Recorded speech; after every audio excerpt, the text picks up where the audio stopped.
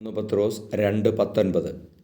അന്യായമായി പീഡിപ്പിക്കപ്പെടുമ്പോൾ ദൈവചിന്തയോടെ വേദനകൾ ക്ഷമാപൂർവം സഹിച്ചാൽ അത് അനുഗ്രഹകാരണമാകും.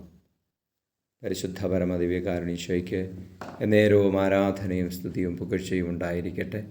ഈശോയെ നന്ദി പറയുന്നു, ഈശോയെ സ്തുതിക്കുന്നു, ആരാധിക്കുന്നു. Hallelujah, hallelujah, hallelujah.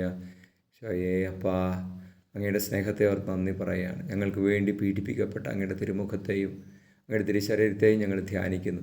അന്യായമായി ഞങ്ങൾ പീഡകൾ ഏൽക്കേണ്ടി വരുമ്പോൾ അങ്ങയുടെ പീഡാസഹനത്തെ ധ്യാനിച്ച് പീഡകൾ, വേദനകൾ ക്ഷമാപൂർവ്വം സഹിക്കാനുള്ള കൃപ തരണമേ.